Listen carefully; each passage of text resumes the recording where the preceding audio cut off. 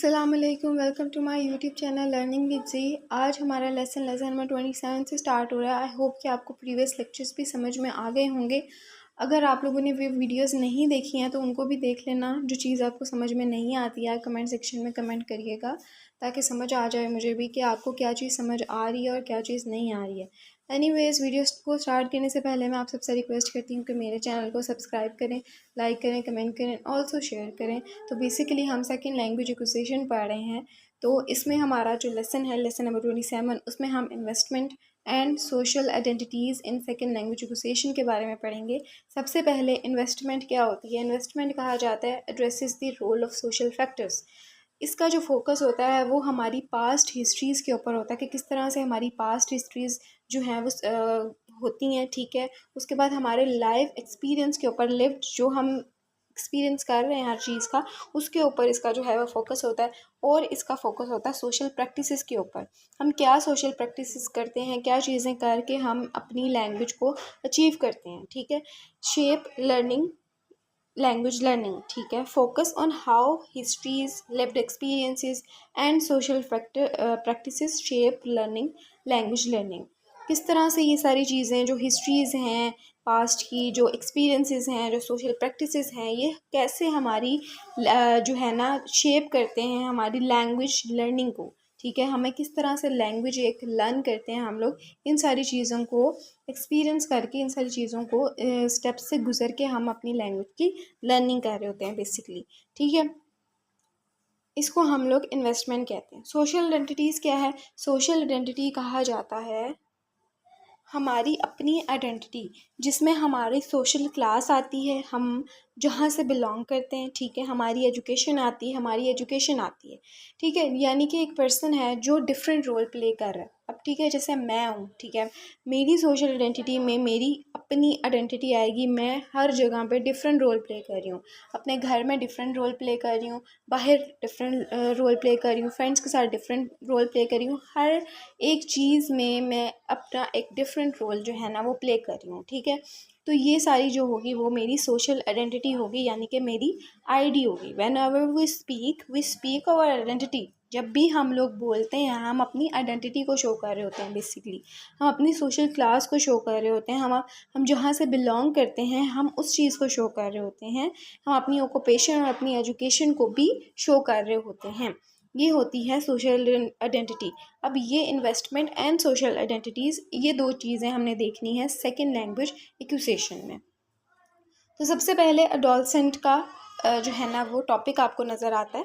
Adolescent क्या होता है कि यानी कि यंग एज, ठीक है। जब आप जो है वो ग्रो अप हो रहे होते हो अपनी, यानी कि 18 से नीचे वाली जो आपकी एज होती है आपकी यंग होने की, ठीक है, उसको हम लोग अडोलसेंट का पीरियड कहते हैं या अडोलसेंट एज कहते हैं।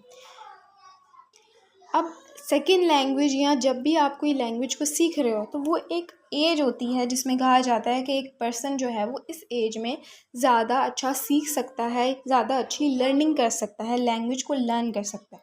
तो वो बेसिकली एडोलसेंट की एज होती है जब इंसान जो है, जब बच्चा जो है वो अपनी लर्निंग को अच्छे से सीख सकता है, अपनी लर्निंग की डेवलपमेंट कर सकता है, ठीक है, अपने आप की पर्सनैलिटी की शेप दे सकता है, ठीक है। तो ये सारी चीज़ें वो बेसिकली इस एज में जो है वो सीख सकता है, क्योंकि तब आपको, अगर आपने सुना होगा कि जो ओल्ड लोग हैं वो इतने ज़्यादा जो है ना वो फोकस्ड नहीं होते हैं, गोल सेंटर्ड नहीं होते हैं, अगर इनको कंपेयर किया जाए यंग वंस के साथ, ठीक है। यंग वंस जो होंगे वो आपको नज़र आएंगे कि वो गोल सेंटर्ड और फोकस होते हैं कि अपने काम को लेके बड़ा जो है ना वो ध्यान से और बड़ी जो है ना वो अच्छे तरीके से अपने काम को अटेम्प्ट करते हैं, या अपने काम जिस चीज़ का उनको कहा जाए वो उस चीज़ को जो है ना वो एक्सेप्ट करके एज अ चैलेंज करके तो वो उस काम को करते भी हैं और सीख भी जाते हैं। तो इसलिए अडोलसेंट की एज को इस तरह से कहा जाता है कि वो लैंग्वेज लर्निंग के लिए अच्छी एज है, जब लर्नर जो है वो सीख सकता है अपनी लैंग्वेज को। अब है ethnographic studies of second language learners produce complex and dynamic portraits such as Chinese immigrants in USA high school being stuck in conflicting demands by multiple discourses in their environment. अब ethnographic का क्या मतलब है? Ethnographic एक ऐसा person होता है, यानी कि जो वो अपनी इन्वायरमेंट के लोगों की स्टडी करते हैं, ठीक है। अपने इन्वायरमेंट की लोगों की स्टडी करते हैं डिफरेंट मेथड्स को यूज़ करके।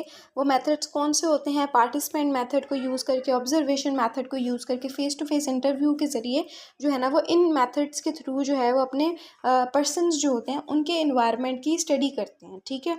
उनको हम एथनोग्राफिक कहते हैं, ताकि पता चल सके कि लर्नर और टीचर के पर्सपेक्टिव्स क्या हैं, ठीक है। लर्नर्स जो हैं वो किस तरह से, उनकी प्रॉब्लम्स क्या हैं लैंग्वेज के लिए, ठीक है। वो लैंग्वेज को क्या क्या, जब वो नई चीज़ सीख रहे हैं, लैंग्वेज को सीख रहे हैं, तो उनको क्या क्या प्रॉब्लम्स जो हैं वो फेस करनी पड़ रही हैं।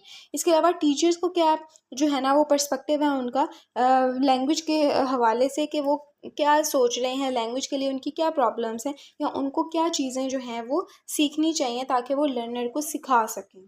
इसके अलावा जो एथनोग्राफिक होते हैं वो क्या करते हैं कि how language are taught, language को किस तरह से हम सीख रहे हैं, किस तरह से लर्न कर रहे हैं इन लोकल एरियाज़ में as well as a larger areas. किस तरह से लोकल एरियाज़ में लैंग्वेज को सीखा जा रहा है और किस तरह से लार्जर एरियाज़ में लैंग्वेज को सीखा जा रहा है। जो हाई क्लास स्कूल्स हैं उनमें ज़्यादा अच्छे से जो है वो लैंग्वेज को सिखाया जा रहा है, या बच्चे जो हैं वो जल्दी से उसको पिक कर रहे हैं, बजाय इसके कि वो लोकल क्लास के अगर स्कूल में जाएँ तो वो देखेंगे कि बच्चे जो हैं वो अच्छे से सीख रहे हैं या नहीं अच्छे से सीख रहे। तो एनीवेज़ एथनोग्राफी की यही काम होता है कि वो जो हैं वो लोगों की जो इन्वायरमेंट है उनका वो जो है ना वो ऑब्ज़र्व करते हैं, डिफरेंट मेथड्स को यूज़ करते हैं, participate method, observation, face to face interview के ज़रिए जो है ना वो पता लगाते हैं, स्टडी करते हैं उनकी, कि वो क्या प्रॉब्लम्स जो है ना वो टीचर्स में, और क्या चीज़ें जो हैं, क्या प्रॉब्लम्स जो हैं वो लर्नर्स में दिखाई देती हैं। तो इस लाइन का भी यही मतलब है कि जो एथनोग्राफिक जो है वो स्टडी कर रहे हैं सेकेंड लैंग्वेज लर्नर की, जो वो कह रहे हैं कि कॉम्प्लेक्स है, ठीक है। अब वो एग्जांपल दे रहे हैं हम लोगों को, सच एस चाइनीज़ एमिग्रेंट्स की, चाइनीज़ एमिग्रेंट्स की एग्जांपल दे रहे हैं, जो कहाँ पे जो है ना वो एमिग्रेट करके आए हैं यूएसए में। यूएसए के हाई स्कूल में चाइनीज़ जो हैं वो इमिग्रेंट करके आए, यानी कि चाइनीज़ जो हैं वो हाई यूएसए के हाई स्कूल में स्टडी करने के लिए आए हैं, जिस वजह से उनके जो है वो काफ़ी ज़्यादा प्रॉब्लम्स जो हैं वो फेस करनी पड़ती हैं। अब क्या प्रॉब्लम्स हैं जो फेस करनी पड़ती हैं? सबसे पहली प्रॉब्लम जो है वो यहाँ पे लिखी है, कॉलोनियलिस्ट और रैशनलिस्ट डिस्कोर्सेस की, ठीक है। कॉलोनियलिस्ट का क्या मतलब होता है कि जो चाइनीज़ हैं वो दूसरी किसी कंट्री में, यूएसए में आए हैं, तो उनको सबसे बड़ी जो मेन रीज़न होती है किसी जगह में जब आप शिफ्ट करते हो, आपको अगर यहाँ से समझ नहीं आएगी तो मैं आपको अपनी एग्जांपल देती हूँ, आप जो है ना वो आपके लिए ईजी होगा समझना। अब वो क्या कह रहे हैं इसमें, कॉलोनियलिस्ट की एग्जांपल के थ्रू मैं आपको समझाने की कोशिश करती हूँ। अब कोई पाकिस्तानी पर्सन है जो अमेरिका में चला गया है स्टडी के लिए, सबसे मेन रीज़न उसमें क्या, उसको जो है ना वो प्रॉब्लम फेस करनी पड़ेगी कॉलोनियलिज्म की, ठीक है। कॉलोनियलिज्म की किस तरह से, कि वो उसको उसकी लैंग्वेज नहीं पता, ठीक है। वो अपनी लैंग्वेज को वहाँ पे जो है ना वो इम्पोज करना चाहेगा पाकिस्तानी पर्सन, ठीक है, ताकि वो समझ सके इन्वायरमेंट को, लोगों को, ठीक है, हर किसी के साथ जो है वो इंटरेक्शन कर सके। क्योंकि उसको जो है वो इंग्लिश इतनी ज़्यादा जो है ना वो अच्छे से बोलनी नहीं आती एक्सेंट के साथ, अगर वो इंग्लिश बोलेगा भी तो वो एक्सेंट जो है ना वो अमेरिकन्स को समझ में नहीं आएगा, जिसकी वजह से उसको क्या फेस करना पड़ा, रैशनलिज्म, कलोनियलिज्म, ठीक है।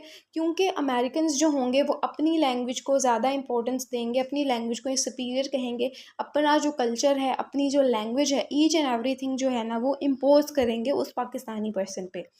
इसको जो है वो कलोनियलिज्म कहते हैं, कि अपनी चीज़ को, जो अमेरिकन्स हैं वो अपनी जो लैंग्वेज है उसको इम्पोज कर दें, उसको हम कलोनियलिस्ट कहते हैं या रैशनलिस्ट कहते हैं।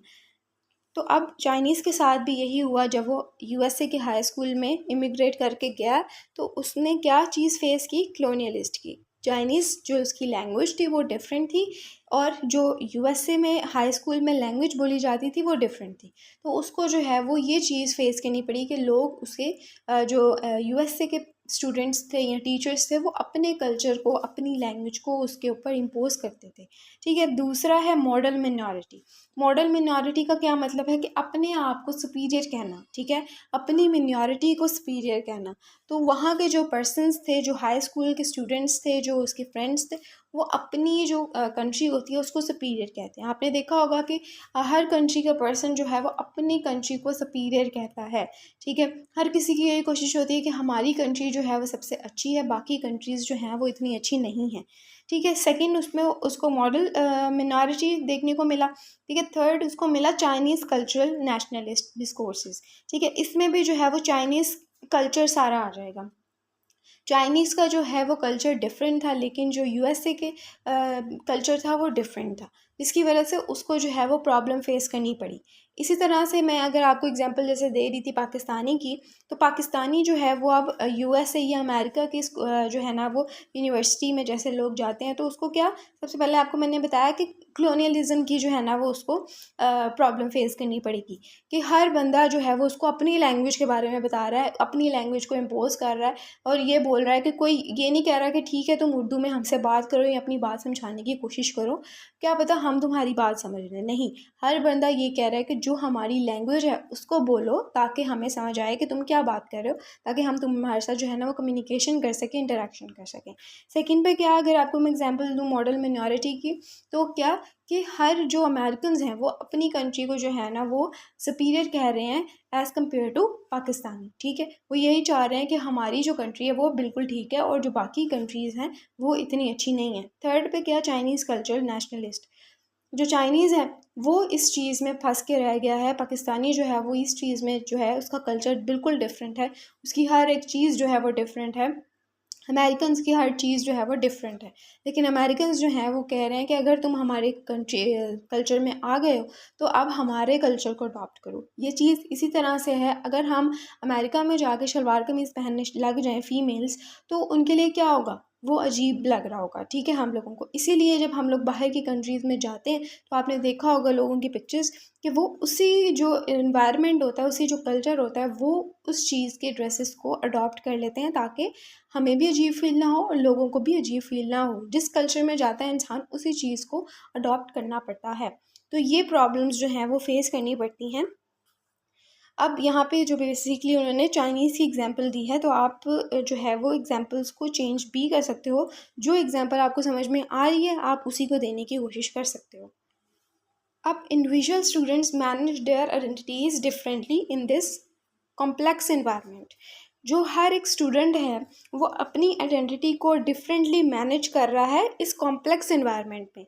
ये जो एनवायरनमेंट कहा जा रहा है यूएसए हाई स्कूल का, या डिफरेंट जो अगर सिटी में गया है वो कंट्री में गया है वो कोई पर्सन, तो वो क्या कर रहा है, कॉम्प्लेक्स एनवायरनमेंट में अपने आप को जो है ना वो मैनेज कर रहा है, अपनी आइडेंटिटी को मैनेज कर रहा है विद डिफरेंट कॉन्सिक्वेंसेस, ठीक है। डिफरेंट उसके जो है ना वो नताइज नज़र आ रहे हैं, रिजल्ट्स हमें देखने को मिल रहे हैं, ठीक है, कंक्लूजन्स हमें देखने को मिल रहे हैं for their ambitions and success in learning English oral and literacy skills. Second paragraph की तरफ देखो। Pavlenko 1998 analysis of autobiographical narratives revealed that many female second language users accepted second language English as a language. अब क्या कह रहा है पेवलेंको कि autobiographical narratives जो हैं वो रिवील करते हैं, उसकी एनालिसिस के अकॉर्डिंग क्या रिवील किया जाता है कि फीमेल्स जो हैं वो सेकेंड लैंग्वेज यूज़र्स को एक्सेप्टेड करती हैं, ठीक है, सेकेंड लैंग्वेज को एक्सेप्ट करती हैं, क्योंकि उन्हें ये लगता है कि ये चीज़ जो है वो उनको फ्रीडम देती है। आपने देखा होगा कि इंग्लिश लैंग्वेज में मोस्टली ये दिखाया जाता है कि फ़ीमेल्स को जो है ना वो फ्रीडम दिया जा रहा है, फेमिनिज़म जो है ना वो बहुत ज़्यादा हमें दिखाई देती है, कि पर्सनस जो हैं वो चाहे फ़ीमेल हो या मेल हो, वो बहुत ज़्यादा जो है ना वो फेमिनिज़म को फॉलो कर रहे होते हैं। तो इसी वजह से जो बहुत सारी फ़ीमेल्स हैं वो सेकेंड लैंग्वेज को एक्सेप्ट करती हैं, सेकेंड लैंग्वेज को एक्सेप्ट करती हैं, इंग्लिश लैंग्वेज को जो है वो यूज़ कर रही दिखाई देती हैं हमें, क्योंकि that gives them enough freedom. वो उन्हें जो है वो फ्रीडम देता है to be kind of women would they would like to be, because of positive association between American English and feminist discourses. तो अमेरिकन इंग्लिश की वजह से और फेमिनिज्म डिस्कोर्सेस की वजह से जो है ना वो फीमेल्स हमें यूज़ करती हुई दिखाई देती हैं, इंग्लिश लैंग्वेज को इंपॉर्टेंस देती हुई दिखाई देती हैं। Norton 2000 shows that learners' motivation to succeed in second language learning and the amount of effort they are willing to invest are closely related to social identities. अब क्या इसमें कहा जा रहा है कि जो लर्नर है वो मोटिवेट करता है एक पर्सन जो है वो अपनी सक्सेस के पीछे उसका क्या जो है ना वो राज होता है कि वो अपने आप को मोटिवेट करता है। जब तक इंसान जो है वो मोटिवेट नहीं करेगा अपने आप को किसी चीज़ को सीखने के लिए, चाहे वो लैंग्वेज हो या चाहे जो भी चीज़ हो, ठीक है। अब जो है ना अगर आप डॉक्टर बनना चाह रहे हो, फॉर एग्जांपल अगर मैं लैंग्वेज से हट के आपको एग्जांपल दूं, तो अगर आप डॉक्टर बनना चाह रहे हो या आप इंजीनियर बनना चाह रहे हो या आप कुछ भी बनना चाह रहे हो, ठीक है, टीचर बनना चाह रहे हो, जो भी आपका एम है, ठीक है, आप वो एम को सामने रखते हो और जब तक आप अपने आप को रोज़ रोज़ जो है वो उस चीज़ के लिए मोटिवेट नहीं करोगे, आप कभी भी उस एम को अचीव नहीं कर पाओगे, आप सक्सेस को अचीव नहीं कर पाओगे। तो इसके लिए क्या चीज़ ज़रूरी होती है? आपकी motivation to succeed in second language learner, ठीक है। उसके बाद इन्वेस्ट का उन्होंने जो है ना वो नाम लिया। इन्वेस्ट मैंने आपको ऑलरेडी बताया है कि इसका फोकस किस चीज़ पे होता है। आप जो अपनी हिस्ट्रीज़ में करते हुए आए हो, देखते हुए आए हो, लोगों को आप एक्सपीरियंस करते हुए आए हो, सोशल प्रैक्टिसेस करते हुए आए हो, ये सारी चीज़ें आप जो है वो करते हुए आए हो, तो आपकी जो है वो ये चीज़ जो है वो क्लोजली रिलेटेड है सोशल आइडेंटिटीज़ के। सोशल आइडेंटिटीज़ क्या होती हैं? आप अपनी आइडेंटिटी को शो कर रहे हो, ठीक है। ये सारी चीज़ें आप सीख के एक लैंग्वेज को, एक नई चीज़ को जो है वो सीखते हो। They are aiming to construct over time. जैसे जैसे आप अपना टाइम जो है वो आपकी आगे की तरफ शिफ्ट होता है, हिस्ट्रीज आपकी जो है ना वो अब जिस एज में आप लोग हो, आप अपने पास्ट में चेक करोगे, आप देखोगे कि मैंने चीज़ मतलब अपने आप को ग्रूम करने के लिए ना, अब अपना पास्ट देखोगे कि मैं पहले क्या था और मैं अब क्या हूँ, ठीक है। मेरी लैंग्वेज पहले क्या थी जब मैं छोटा था और अब मेरी लैंग्वेज जो है वो ग्रूम होके क्या हुई है, मेरी लैंग्वेज चेंज हुई है या नहीं हुई है, ठीक है। तो आप अपनी जो है ना वो एक्सपीरियंसेस के वजह से, ठीक है, आप जब लोगों से इंटरेक्शन करोगे, कम्युनिकेशन करोगे, नई नई जगह में जाओगे, लैंग्वेज जो है वो आपको सीखने को मिलेगी, नई नई चीज़ें आपको सीखने को मिलेंगी सोशल प्रैक्टिसेस के थ्रू। आप इन चीज़ों को यूज़ करके एक अपनी आइडेंटिटी क्रिएट कर सकते हो, ठीक है, अपनी आइडेंटिटी बना सकते हो। जब आप अपने एक्सपीरियंस के बारे में सोचोगे कि ठीक है ये पर्सन जो है वो, अगर आप का एम जैसे मैंने आपको बताया आप सॉफ्टवेयर इंजीनियर बनना चाह रहे हो, तो आप उसके बारे में सोचोगे कि मेरा ये एम है, अपने आप को मोटिवेट करोगे। फिर उस पर्सन को सोचोगे जो ऑलरेडी सॉफ्टवेयर इंजीनियर बना है और उसकी जर्नी के बारे में देखोगे, ठीक है। अपने पास्ट चीज़ों के बारे में सोचोगे कि ये चीज़ें मेरे सॉफ्टवेयर इंजीनियर बनने से मैं अपने आप को ग्रूम कर सकता हूँ या अपने आप को बेहतर बना सकता हूँ। ये सारी चीज़ें सोचोगे, अपने एक्सपीरियंसेस के बारे में सोचोगे, अपने सोशल प्रैक्टिसेस के बारे में सोचोगे, तो आप जो है वो एक नई चीज़ जो है वो अचीव कर सकते हो।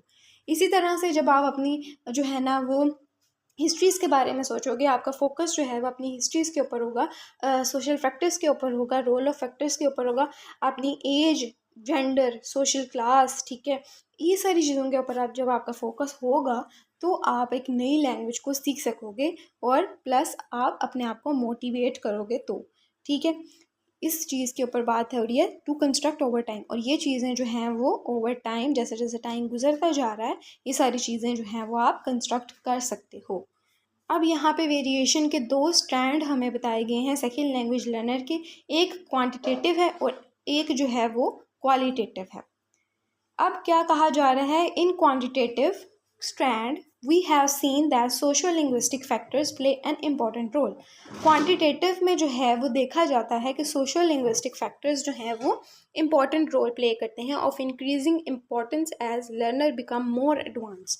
और इसमें क्या इंपॉर्टेंस दिखाई देती है? लर्नर जो है वो मोर एडवांस दिखाई देता है, but much variability must be attributed primary to the social linguistic influences.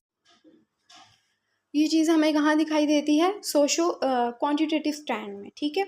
Social linguistics से ज़्यादा साइको लिंग्विस्टिक्स पे जो है ना वो हमें मच वेरिएबिलिटी दिखाई देती है। उसके अदर हैंड हमें जो है ना वो दूसरा स्ट्रैंड कौन सा है? Qualitative and interpretative in nature and friendly involves case studies. अब इसका इन्वॉल्व किसके ऊपर होता है, इसका फोकस किसके ऊपर होता है? केस स्टडी के ऊपर, इन डेप्थ जाके जो है ना वो स्टडी की जाए। Focus on the personal qualities and ambitions of the learners and its own social contribution to the learning context. Focus किसके ऊपर हुआ, सबसे पहले केस स्टडी के ऊपर, ठीक है। इस तरह से क्वांटिटेटिव में जो है वो फोकस होता है साइको लिंग्विस्टिक्स, यानी कि आपके ब्रेन में जो चल रहा है आप उस चीज़ के ऊपर, उस सारी चीज़ों के ऊपर जो है ना वो फोकस होता है। लेकिन क्वालिटेटिव में क्या होता है, आपका फोकस केस स्टडी के ऊपर होता है कि हर चीज़ के बारे में जो है ना वो इन डेप्थ जाकर स्टडी की जाए। आपका जो पर्सनल क्वालिटीज़ हैं, आपकी जो एम्बिशंस हैं लर्नर की, उसके ऊपर जो है ना वो क्वालिटेटिव में फोकस होता है। अब आता है हमारा next lesson, lesson number 28, social linguistic perspective on language learning and second language research. अब इसमें जो है वो हमें सोशल लिंग्विस्टिक पर्सपेक्टिव्स नज़र आएंगे, ठीक है, रिसर्च नज़र आएगी डिफरेंट लिंग्विस्टिक्स की, ठीक है, और वो हमें बताने की कोशिश करेंगे कि सेकेंड लैंग्वेज उनके अकॉर्डिंग क्या है। अब फर्स्ट लाइन देखो, social linguistically oriented research. Social linguistically research के अकॉर्डिंग क्या वो बता रहे हैं कि ये प्रोवाइड करती है हमें rich descriptions of the context. Context की रिच डिस्क्रिप्शन यानी कि कॉम्प्लेक्स डिस्क्रिप्शन हमें जो है ना वो दिखाई देती है for language learning and speech events की, ठीक है। Second language ethnographics believed that learning is a collaborative affair. Second language ethnographic, जो मैंने आपको ऑलरेडी बताया कि वो इन्वायरमेंट की स्टडी करते हैं कि किस तरह से कौन सा पर्सन जो है ना उसकी क्या प्रॉब्लम्स हैं। अब according to ethnographers second language का वो उनका बिलीव है कि वो लर्निंग जो है वो कोलैबोरेटिव है, यानी कि वो दो लोग जो है ना वो मिल के उस चीज़ को अटेम्प्ट कर सकते हैं, ठीक है। And language learning is socially constructed through interaction. और लैंग्वेज की जो नॉलेज है वो कंस्ट्रक्ट की जाती है इंटरेक्शन के थ्रू। ज़ाहिर सी बात है, जब आप किसी के साथ इंटरेक्शन करोगे आपको नॉलेज मिलेगी, ठीक है, आप उससे सीखोगे और फिर जो है वो उसको अपनी लाइफ में फ़ॉलो करने की या अपनी लाइफ में प्ले करने की कोशिश करोगे, ठीक है। तो इंटरेक्शन जो होती है वो मेन रोल होता है किसी भी चीज़ को सीखने का। On the other hand, current ethnographics of second language communication and language socialization offer rich evidence। अब हमें क्या ethnographics जो है वो करंट ethnographics क्या बताते हैं, कम्युनिकेशन के बारे में और लैंग्वेज सोशलाइजेशन के बारे में हमें रिच एविडेंस देते हैं, ठीक है। एविडेंस जब आप किसी चीज़ का दोगे तो आपको जो है वो उस चीज़ पे ट्रस्ट होगा, ठीक है, आप उसको उस चीज़ को ऑब्वियसली फॉलो करोगे, उस चीज़ को ऑब्वियसली आप जो है ना वो सीखने की कोशिश करोगे। तो क्या करते हैं करंट एथनोग्राफिक्स कम्युनिकेशन एंड लैंग्वेज के बारे में हमें रिच एविडेंस देते हैं of the influence of learning context and learners involving style of engagement with it, ठीक है। इंगेजमेंट वही चीज़ कि आप इंटरेक्शन करना, ठीक है। Second language ethnographers take a more rounded view of the learners as a social being. Ethnographers क्या करते हैं, मोर राउंडेड यानी कि इन डेप्थ जाके, राउंड मीन्स कि आप हर चीज़ को जो है ना वो लर्नर की देख रहे हो एज अ सोशल बीइंग कि वो क्या कर रहा है, इस टाइम में क्या कर रहा है, इस टाइम में क्या कर रहा है, उस टाइम में क्या कर रहा है। एज अ सोशल बीइंग आप उसकी स्टडी कर रहे हो, ठीक है। More rounded view means in depth जाके हर चीज़ की स्टडी की जा रही है लर्नर की एज अ सोशल बीइंग। दस dimensions as gender and ethnicity are seen. अब इसमें क्या चीज़ जो है वो मेन दिखाई देती है हमें, जेंडर और ethnicity are seen as significant of language learning success।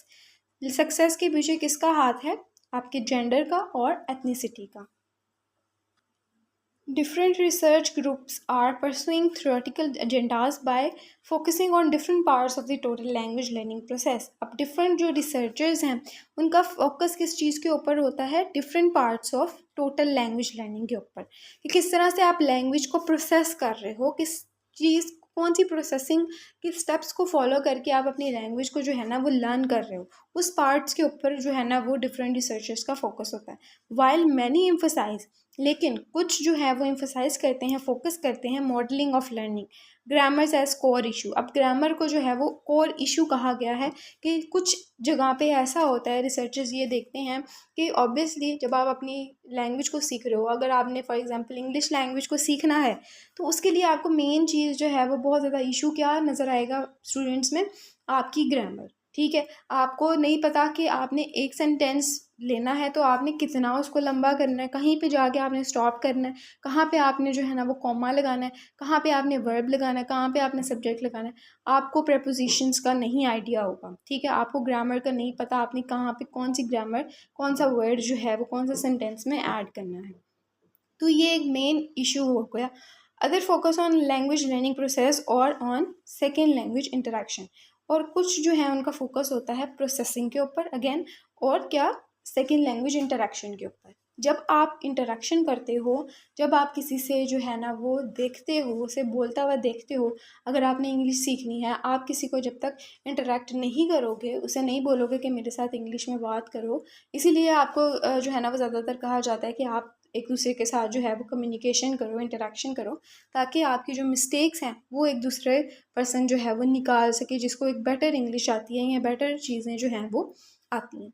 तो इंटरेक्शन जो है वो इसका मेन इशू भी दिखाई देता है कि जब तक हम इंटरेक्शन नहीं करते, हम लोग चुप करके अपना जो है ना वो काम करते रहते हैं और उस चीज़ पर वर्किंग ही नहीं करते, उसको सीख ज़रूर रहे हैं लेकिन उस पर वर्किंग नहीं की जा रही, तो कभी भी हम जो है वो उसको अचीव नहीं कर पाते। फिर वो क्या कहते हैं कि हर जो ट्रेडिशन है वो हमें दिखाई देती है कि अपना उन्होंने एक प्रोसीजर सेट किया हुआ है, अपना एक मेथड सेट किया हुआ है कि ये प्रॉब्लम्स फेस करनी पड़ती हैं। स्टूडेंट्स जो हैं वो, रिसर्चर्स जो हैं वो, उनका अपना एक पॉइंट ऑफ व्यू होता है, ठीक है। थ्योरिस्ट जो हैं वो अपने तरीके से हर चीज़ को देख रहे हैं, लर्नर्स को ये प्रॉब्लम्स फेस करनी पड़ी हैं, टीचर्स को ये प्रॉब्लम्स फेस करनी पड़ी हैं, लेकिन उनके जो पॉइंट ऑफ व्यू है वो हर एक रिसर्चर का डिफरेंट है। तो इस चीज़ के ऊपर बात की जाती है कि हर पर्सन का पर्सपेक्टिव जो है वो डिफरेंट है। हर कोई एक तरह से जो है ना वो एक चीज़ के ऊपर कमिटमेंट या एग्रीमेंट नहीं करता। अचीवमेंट्स में क्या आएगा? अचीवमेंट में सबसे बड़ी अचीवमेंट जो है वो यूजी की है। यूजी क्या है? Universal grammar. जब आपने देखा होगा, अपनी ओल्ड इंग्लिश का पीरियड देखा होगा, आपको यूनिवर्सल ग्रामर नहीं जब तक मिली थी। कोई पर्सन जो है वो हर एक चीज़ को ऐड कर देता था अपनी लैंग्वेज में। फ्रेंच का वर्ड नज़र आया, फ्रेंच का वर्ड अच्छा लगा तो उसने अपनी लैंग्वेज में उसको ऐड कर लिया। लैटिन का वर्ड नज़र आया, उसने अपनी लैंग्वेज में उसको ऐड कर लिया। ग्रीक का वर्ड नज़र आया, उसने उसने अपनी लैंग्वेज में उस वर्ड को ऐड कर लिया। कोई भी एक जो होता है ना कि हर पर्सन एक लैंग्वेज बोल रहा है, जैसे अब के हमारे करंट टाइम में चल रहा है कि हर पर्सन, आप किसी भी कल्चर में चले जाओ, किसी भी सोसाइटी में चले जाओ, हर पर्सन हमें या तो पंजाबी बोलता हुआ दिखाई दे रहा है या उर्दू बोलता हुआ दिखाई दे रहा है। हर कोई अपनी लैंग्वेज नहीं बोल रहा, हर किसी ने अपनी लैंग्वेज को क्रिएट नहीं किया हुआ कि अगर मैं कहूँ कि कैट को कैट कहना है तो दूसरा पर्सन कैट को कुछ और डॉग कह रहा हो, ठीक है। हर पर्सन जो है वो कैट को कैट ही कहेगा। तो ये जो है वो तब हुआ था जब हमारे पास यूनिवर्सल ग्रामर आई थी। एक जो है वो एक ऐसी चीज़ कि सब उस चीज़ को जो है वो फॉलो कर रहे थे, ठीक है। उसको हम यूनिवर्सल ग्रामर कहते हैं। From a linguistic perspective, continuing application of universal grammar has led to sophisticated and complex range of proposals, ठीक है। The UG approach has also been instrumental in providing sharper linguistic descriptions of the learners language and has help to better document the linguistic root. अब universal grammar हमें जो है वो instrument देती है, हमें प्रोवाइड करती है sharper linguistic description. Linguistic description क्या कि हमें वर्ड्स के बारे में बताती है कि कौन सा वर्ड हमने कहाँ पे यूज़ करना है, किस वर्ड को किस तरह से प्रोनाउंस करना है, किस वर्ड का क्या मीनिंग है, ठीक है। ये वही चीज़ है यूनिवर्सल ग्रामर, आपकी डिक्शनरी, ठीक है। डिक्शनरी भी आपको क्या बताती है? आपका वर्ड का मीनिंग बताती है, उसको किस तरह से एक सेंटेंस में यूज़ करना है, उसकी प्रोनाउंसिएशन क्या है, एज अ लिंग्विस्टिकली उसको किस तरह से जो है ना वो सेपरेट किया जाता है, किस तरह से देखा जाता है, ठीक है। शॉर्ट वाउल्स कौन से हैं, लॉन्ग वाउल्स कौन से हैं एक वर्ड में, ये सारी चीज़ों के ऊपर जो है वो बात की जाती है। तो यूजी जो है वो हमें प्रोवाइड करती है शार्पर लिंग्विस्टिक डिस्क्रिप्शन, ठीक है, जो लर्नर की लैंग्वेज के लिए आसानी होती है उसके लिए, ठीक है।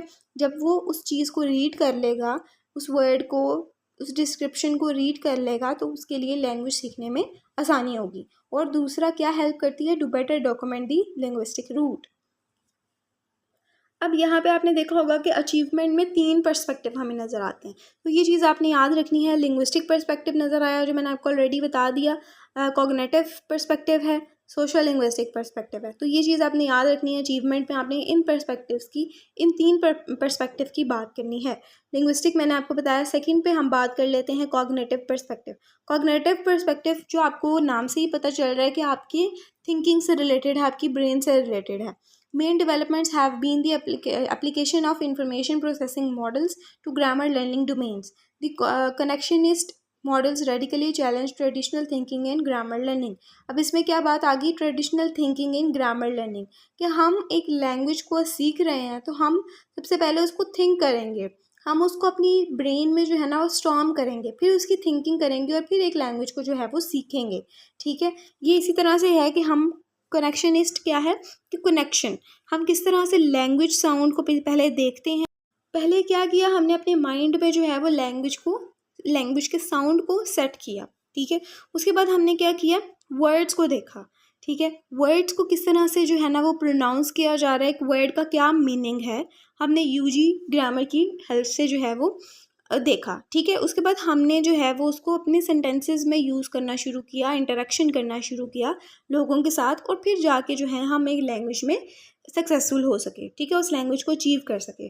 तो ये सारी चीज़ें जो है वो कॉग्निटिव पर्सपेक्टिव में आती हैं कि किस तरह से हम जो है वो लैंग्वेज साउंड को पहले थिंक करते हैं, फिर वर्ड्स को थिंक करते हैं, अपने वर्ड्स को जो है वो फिर सेंटेंसेस में यूज़ करते हैं, इन सारी चीज़ों का एक दूसरे के साथ जो है वो कनेक्ट करते हैं। ठीक है, जैसे लैंग्वेज साउंड हमने सुना, हमें जो है वो साउंड की हेल्प से पता चला कि इस वर्ड को इस तरह से प्रोनाउंस करना है। तो ये एक कनेक्शन पे भी डिपेंड करता है कि किस तरह से हम एक वर्ड को किस तरह से दूसरे वर्ड के साथ या उसके साउंड के साथ कनेक्ट किया जा रहा है। ये सारी चीज़ें जो है वो हमारी कॉग्निटिव पर्सपेक्टिव में आ जाती हैं। उसके बाद आता है social linguistic perspective tell us that learners engagement in second language interaction. Social linguistics में क्या आ जाती है, हमारी इंगेजमेंट, हमारी इंटरेक्शन। जब तक हम एक दूसरे के साथ इंटरेक्शन नहीं करेंगे, कल्चरल फैक्टर्स और पावर रिलेशंस को हम लोग फॉलो नहीं करेंगे, तब तक हम लैंग्वेज को नहीं सीख पाएंगे। ठीक है, जब हम किसी के साथ अपनी लैंग्वेज को शेयर करते हैं, जो हमने सीखा, जो हमने कॉग्निटिव थिंकिंग जो है वो हमने की, उसके बाद हमने जब इंटरेक्शन की तो हमें समझ में आएगा कि हमारे फॉल्ट्स क्या हैं और हमारी जो अच्छी चीज़ है, जो हमें एडवांटेज मिला है, जो हमने सीखा है, लर्न किया अभी तक, वो हम कहाँ तक जो है वो किस स्टेज तक पहुँच गए हैं लर्निंग में। आई होप कि ये 3 पर्सपेक्टिव्स आपको समझ में आ गए होंगे। लिंग्विस्टिक पर्सपेक्टिव, जिसमें आपने बात करनी है यूनिवर्सल ग्रामर की। उसके बाद जो है वो कॉग्निटिव पर्सपेक्टिव है, जिसमें आपने बात करनी है कनेक्शनिस्ट की। ठीक है, जिसमें आपकी जो है ना वो साउंड्स और वर्ड्स और सेंटेंसेस आपस में किस तरह से कनेक्ट किए जाते हैं और किस तरह से जो है ना वो हम थिंकिंग करते हैं और फिर जाके जो है वो लर्निंग करते हैं। थर्ड पे सोशल लिंग्विस्टिक्स, जिसमें हमने इंटरेक्शन की, इंगेजमेंट की बात करनी है, जिसके बगैर हम एक लैंग्वेज को नहीं सीख सकते, नहीं अचीव कर सकते। अब आते हैं हम अपने लेसन नंबर 29 की तरफ, institutional policies and the role of language 1 in language 2 learning. अब इसमें क्या है, rethinking the role of first language in second language learning, institutional policies, the context of Pakistan, the focus of the paper, key constructs, and the map, the role of language 1 and in language 2 learning background. The role of first paragraph मैं read कर रही हूँ आपके सामने. The role of language 1 in language 2 learning has been a subject of much research and debate.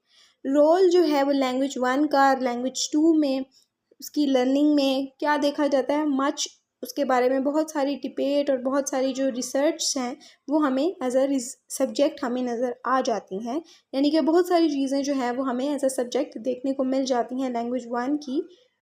It points out the institutional policy of completely excluding learners' home or first language from second language classrooms in the context of elite private schools and universities in Pakistan. अब क्या कहा जा रहा है कि जो first language है उसको कहा जा रहा है कि वो इंस्टीट्यूशंस का नाम लिया गया है। यानी कि जो आपकी, अगर आप बाहर चले जाते हो अपने घर से, आप अपने घर में लैंग्वेज 1 को यूज़ करो, अगर आप घर से बाहर जाओगे, पाकिस्तान में क्या होता है कि आपके प्राइवेट स्कूल और यूनिवर्सिटीज़ में कहा जाता है कि आप सेकेंड लैंग्वेज को यूज़ करो। सेकेंड लैंग्वेज कौन सी है, इंग्लिश। ठीक है, इंग्लिश के ऊपर जो है ना वो फोकस किया जाता है कि आप अपनी फर्स्ट लैंग्वेज की बजाय सेकेंड लैंग्वेज को यूज़ करो। और अगर जो पर्सन उसको यूज़ नहीं करता इन पाकिस्तान, तो लोग जो हैं वो, कई इंस्टीट्यूशंस ऐसे हैं जो बच्चों को पनिश भी करते हैं, स्टूडेंट्स को पनिश किया जाता है बिकॉज ऑफ उनकी फ़र्स्ट लैंग्वेज जब वो बोल रहे होते हैं अपनी क्लासरूम में अपने फ्रेंड्स के साथ या अपने टीचर्स के साथ, तो उनको बाकायदा जो है वो पनिश किया जाता है या फ़ाइन किया जाता है कि क्यों वो जो है ना वो उर्दू लैंग्वेज या अपनी होम लैंग्वेज को क्लासरूम में बोल रहे हैं, बजाय इसके कि वो इंग्लिश में बात करें। और ये चीज़ें भी देखने को मिलती हैं कि कुछ पर्सन्स जो होते हैं वो अपनी सेकंड लैंग्वेज तो यूज़ कर रहे होते हैं, लेकिन उस सेकंड लैंग्वेज में भी वो कुछ वर्ड्स जो हैं वो अपनी लैंग्वेज 1 के भी यूज़ कर रहे होते हैं, जिसकी वजह से क्या होता है कि वो सेकंड लैंग्वेज को सही से सीख नहीं पाते हैं। ठीक है, तो क्या पर्पस होता है एक टीचर का या इंस्टीट्यूशंस का, कि वो प्रैक्टिस करें, ठीक है। जब जितनी वो प्रैक्टिस करेंगे लैंग्वेज 2 की, क्लासरूम में टीचर्स के साथ बोलेंगे, हर पर्सन जो है वो आपस में इंटरेक्शन करेगा इंग्लिश में या सेकेंड लैंग्वेज की, तो वो उसको सीख सकेगा। एज अ हैबिट उसको जब बना लिया जाएगा एक चीज़ को, तो वो उस चीज़ को बेहतर तरीके से सीख सकेगा। अब इस जो पेपर है उसकी हमें जो है वो 2 थ्योरेटिकल पर्सपेक्टिव नज़र आते हैं, एक socio cultural theory of learning और एक language awareness theory of pedagogy.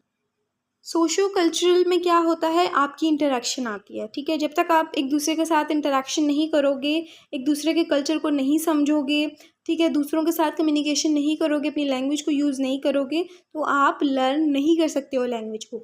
Language awareness क्या है कि आप के पास कितनी नॉलेज है एक लैंग्वेज से रिलेटेड, ठीक है, आप उसको जो है वो शेयर करोगे, एक्सप्लिसिट करोगे, ठीक है। लैंग्वेज को किस तरह से यूज़ करना है उसको देखोगे, तो लैंग्वेज की यानी कि आपको कितनी अवेयरनेस है। जो सेकेंड लैंग्वेज आप सीख रहे हो, इंग्लिश लैंग्वेज सीख रहे हो, चाइनीज़ सीख रहे हो, कुछ भी सीख रहे हो, ठीक है, तो आप कोई भी लैंग्वेज सीख रहे हो, तो आप क्या उस लैंग्वेज की आपके पास कितनी अवेयरनेस है, उसको लैंग्वेज को किस तरह से यूज़ करना है, उसको उसकी नॉलेज कितनी है आपके पास, ठीक है, ये होता है लैंग्वेज अवेयरनेस। तो ये 2 थ्योरेटिकल पर्सपेक्टिव जो हैं वो हमें दिखाई देते हैं। In 1950s language one as seen as negative interference. Negative interference कहा जा रहा है लैंग्वेज वन को, and prime cause of learners errors by the behaviourist, कि अगर जो सेकेंड लैंग्वेज को नहीं सीख रहे हैं स्टूडेंट्स, उनकी मेन कॉज, उनका मेन एरर ही यही है कि वो लैंग्वेज वन को यूज़ कर रहे हैं।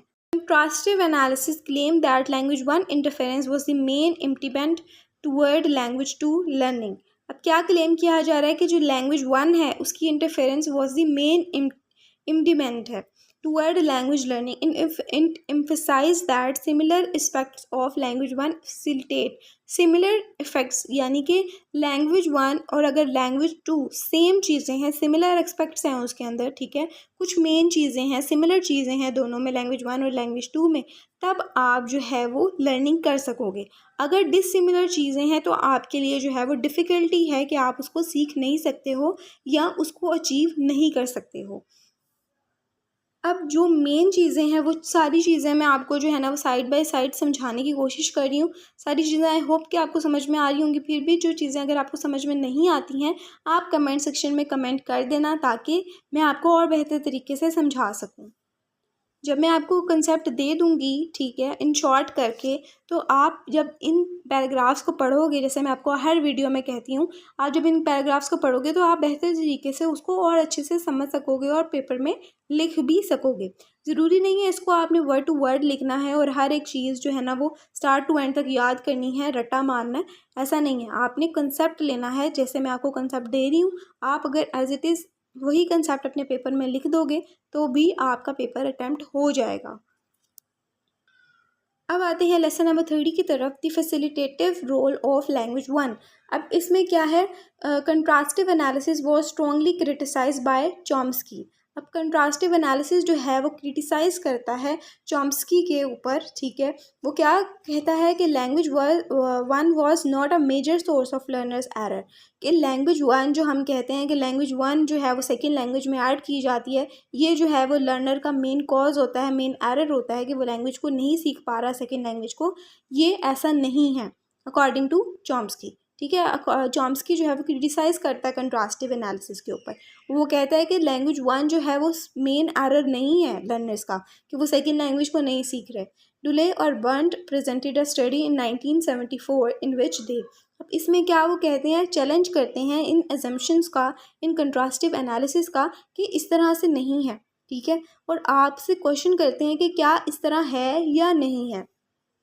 फर्स्ट पे वो कहते हैं marginalise the role of language 1 in language 2 learning, presented the concept of creative construction of language, emphasized the notion of interference was built on the negative transfer of language 1, argued that contrastive analysis led to unlearning the habit of language 1। अब ये सारी चीज़ें वो चीज़ें हैं जो already हम लोग डिस्कस कर चुके हैं। आपने देखा होगा कि किस तरह से इंटरफेरेंस का वर्ड आया है। इंटरफेरेंस मीन्स कि किस तरह से लैंग्वेज 1 को अगर लैंग्वेज 2 में इंटरफेरेंस किया जाए तो क्या आपके अकॉर्डिंग ये चीज़ ठीक है, ठीक है। अगर हमने लैंग्वेज 1 को हैबिट नहीं बनाया, लैंग्वेज 2 को हैबिट बनाया रोज़मर्रा बोलने के लिए डेली बेसिस पे, तो क्या ये चीज़ ठीक है? ठीक है। यही सारी चीज़ें ऑलरेडी हम लोग डिस्कस कर चुके हैं, तो आपने अपने अकॉर्डिंग जो है ना वो उसको लिखने की कोशिश करनी है।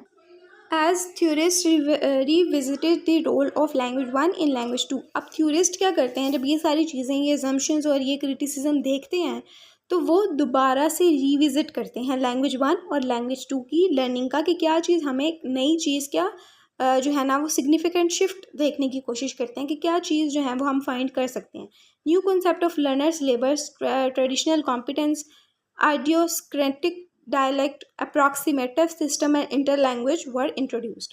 तो जब वो रिविज़िट करते हैं तो उनको न्यू कॉन्सेप्ट मिलते हैं। न्यू कॉन्सेप्ट कौन से? लर्नर सिलेबस का, ट्रेडिशनल कॉम्पिटेंस का, इंटर लैंग्वेज का, अप्रॉक्सीमेटिव सिस्टम का, आइडियोस्क्रेटिव डायलेक्ट का, ये सारी चीज़ों का जो है वो उसको नया कंसेप्ट मिलता है। ट्रांजिशनल कॉम्पिटेंस में क्या आता है कि कुछ पर्सन्स जो होते हैं वो सेकंड लैंग्वेज में अपने फर्स्ट लैंग्वेज के वर्ड्स को यूज़ करते हैं, अपनी ओल्ड नॉलेज को यूज़ करते हैं ताकि वो न्यू स्ट्रक्चर्स को बिल्ड कर सकें। ठीक है, जिस तरह से यहाँ पे लिखा हुआ है कि while learning a second language second language learners rely on their first language. जो लर्नर है सेकेंड लैंग्वेज का, वो क्या करता है, अपनी फर्स्ट लैंग्वेज को उस लैंग्वेज में यूज़ करने की कोशिश करता है ताकि वो अपने ओल्ड आइडियाज़ की हेल्प से एक नया स्ट्रक्चर को बिल्ड कर सके। Hence the first language was seen as, जो उसकी फर्स्ट लैंग्वेज है वो ट्रांजिशनल कॉम्पिटेंस देखने को मिलती है, कि वो ट्रांजिट मीन्स कि चेंज देखने को मिलता है। For example, a new computer comes in the market and we relate it with a computer that we know. क्या एग्जाम्पल दी जा रही है कि कंप्यूटर जो है वो मार्केट में एक नया आ गया है और हमारे पास एक पुराना कंप्यूटर भी है जिसके बारे में हमें ऑलरेडी पता है सब कुछ। ठीक है, like an iPad, we say this new computer is like an iPad। तो हम न्यू कंप्यूटर को क्या नाम देंगे कि ये iPad की तरह है। ठीक है, आपने देखा होगा कि आईफोन में क्या होता है सिस्टम, कि आप जब नया आईफोन ख़रीदते हो तो आप क्या कह रहे होते हो कि ये ऑलरेडी जो फीचर है या ये चीज़ जो है वो ऑलरेडी हमें पता है। ठीक है, उसकी हेल्प से आप नई चीज़ को जो है ना वो सीखने की कोशिश कर रहे होते हो, नया स्ट्रक्चर जो है वो बिल्ड करने की कोशिश कर रहे होते हो। ठीक है, एक पुरानी चीज़ को ऐड करके नई चीज़ में आप जो है वो नई चीज़ को जो है वो सीखने की कोशिश कर रहे होते हो बेसिकली। तो इसमें क्या हो गया, ये ट्रांजिशनल कॉम्पिटेंस हो गया। नेक्स्ट कॉन्सेप्ट क्या आता है, idiosyncratic dialect. The language to that learners use while learning the second language can be identified as idiocentric syncretic dialect. It is not the target language. अब क्या कहा जा रहा है कि आइडियोसेंक्रेटिक डायलेक्ट जो है वो टारगेट लैंग्वेज नहीं है, it is simply another language. ये दूसरी लैंग्वेज है। इसको ये नहीं कहा जा सकता कि ये टारगेट लैंग्वेज है, नहीं, ये दूसरी लैंग्वेज है। ठीक है, अप्रॉक्सीमेटिव सिस्टम क्या है, is a system of language to that is near the target language. अब ये जो है वो नियर है। ठीक है, जो इंसान टारगेट लैंग्वेज को सीख रहा है ये बहुत करीब है टारगेट लैंग्वेज के। It is almost like the target language but not exactly like the target language. ये टारगेट लैंग्वेज के ऑलमोस्ट करीब तो है लेकिन एग्जैक्टली टारगेट लैंग्वेज नहीं है। इंटर लैंग्वेज क्या कहा जाता है कि आप अपनी लैंग्वेज को मतलब कि आप अपनी लैंग्वेज 1 को लैंग्वेज 2 में ऐड करते हो, उसके कुछ वर्ड्स को ऐड करते हो और एक थर्ड लैंग्वेज को क्रिएट करते हो, उसको हम इंटर लैंग्वेज कहते हैं। ना वो लैंग्वेज कोई भी नहीं होती है, ठीक है, लेकिन उसको आप अपनी तरह से जो है वो क्रिएट कर लेते हो। जैसे हम जो है ना वो डेली बेसिस पे कर रहे होते हैं, उर्दू के वर्ड्स में, उर्दू की लैंग्वेज में सॉरी, हम लोग इंग्लिश के वर्ड्स को ऐड करके एक नई जो है ना वो लैंग्वेज को क्रिएट कर रहे होते हैं। ना वो उर्दू लैंग्वेज है ना वो इंग्लिश लैंग्वेज है, लेकिन एक थर्ड लैंग्वेज क्रिएट हो गई, उसको हम इंटर लैंग्वेज कहते हैं। आई होप कि ये सारे लेसन्स आपको समझ में आ गए होंगे। मैंने आपको कंसेप्ट दिया है, इतनी डिटेल में आपको समझाने की कोशिश नहीं है कि ताकि आप कंफ्यूज ना हो, ताकि आपको प्रॉब्लम ना हो, कोई मुश्किल चीज़ ना लग जाए आपको। ठीक है, एनीवेज़ वीडियो को आपने सुनना है पूरा, ठीक है, ताकि आपको कंसेप्ट मिल जाए हर चीज़ के बारे में। उसके बाद आपने इन नोट्स को ज़रूर रीड कर लेना है ताकि आपको और ज़्यादा क्लियर हो जाए उस कंसेप्ट के बारे में। ईजी वर्ड में आपको समझाने की कोशिश की है। जब आप लोग इस नोट्स को पढ़ोगे तो आपको और अच्छे से समझ आ जाएगा सब कुछ। ठीक है, मिलते हैं अपनी नेक्स्ट वीडियो में इंशाल्लाह। अल्लाह हाफ़िज़।